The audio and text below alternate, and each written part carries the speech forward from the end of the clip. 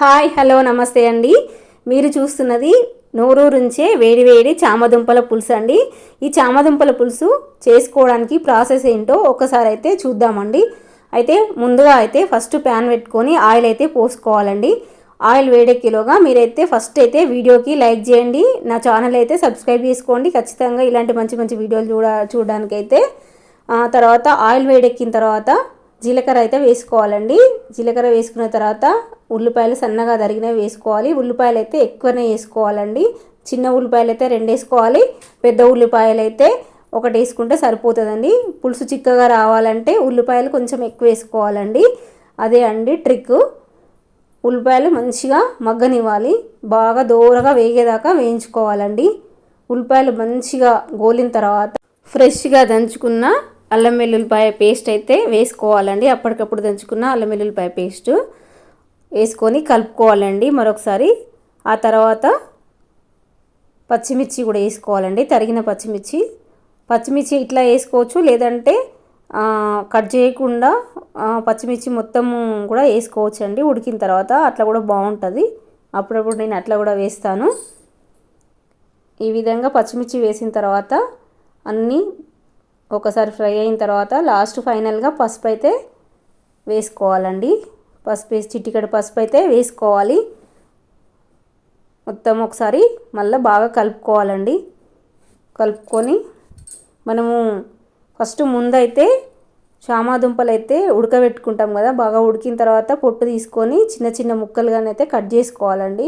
2 pieces కానీ, 3 పెద్దగా ఉంటే 3 పీసెస్, చిన్నగా ఉంటే 2 పీసెస్ కట్ చేసుకోవాలండి. చామగడ్డలు మాత్రం మంచిగా ఉడికించుకోవాలి, ఉడికితేనే మంచిగా ఉంటుంది చామగడ్డలు, లేకపోతే పొట్టు అస్సలు రాదు. ఆ తర్వాత చామగడ్డలు వేసిన తర్వాత కారం వేసుకోవాలండి. కారం 2 స్పూన్లు వేసుకుంటున్నాను. 2 స్పూన్ల కారం వేసుకొని ఆ తర్వాత ఉప్పు కూడా వేసుకోవాలి. ఉప్పు తగినంత వేసుకోవాలండి. ఉప్పు అయితే నేను 1/2 కిలో చామదుంపలు తీసుకున్నాను కాబట్టి 1 స్పూను ఉప్పు వేసుకున్నాను. ఉప్పు వేసుకొని బాగా కలుపుకోవాలి మరొకసారి. ఆ తర్వాత మూత పెట్టుకోవాలండి.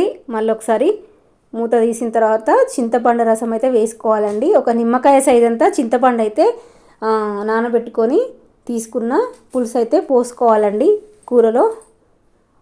ఎప్పుడైనా స్టీల్ ప్యాన్లలో మనము చింతపండు పులుసు కానీ సాంబార్ కానీ చేస్తే మాత్రం నేను ఎక్స్పీరియన్స్ అయిన దాని ప్రకారం ఏంటంటే పులుపు అయితే ఎక్కువ వేసుకోవద్దండి, బాగా నీళ్ళు ఉండాలి. కొంచెమే చింతపండు నానేసుకోవాలి, పుల్లగా వేసుకోవద్దు.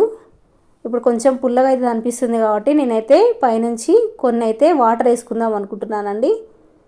చింతపండు అయితే పుల్లగా అయితే స్టీల్ ప్యాన్లో చేస్తే పుల్లగా అవుతుందండి, అందుకని వాటర్ ఖచ్చితంగా వేసుకోవాలి.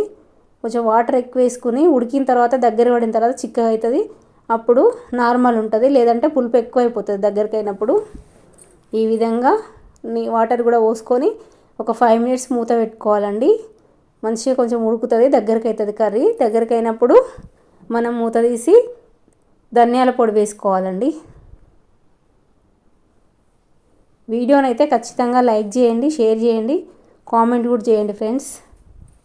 ధనియాల పొడి, గరం మసాలా అండ్ జీలకర్ర మెంతుల పొడి ఈ 3 వేసుకొని మగ్గిన తర్వాత ఫైనల్గా అయితే టేస్ట్ చూశాను నేను ఎట్లా ఉందో. ఆ తర్వాతనైతే కరివేపాకు ఫైనల్గా వేసుకోవాలండి, కరివేపాకు. ఆ తర్వాత కొత్తిమీర కూడా వేసుకోవాలి, సన్నగా తరిగిన కొత్తిమీర. కరివేపాకు కొత్తిమీర వేసి దించేసుకుంటే కర్రీ అయితే రెడీ అయిపోయిందండి.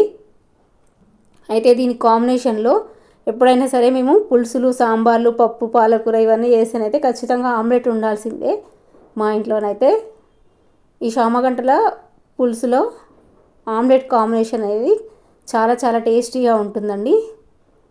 ఈ విధంగా చామదుంపల పులుసు వేసుకొని ఆమ్లెట్ వేసుకొని తింటే చాలా నాన్ వెజ్ కంటే టేస్ట్గా బాగుంటుందండి. మీరు కూడా చేసుకొని తిని ఎలా ఉందో చెప్పండి.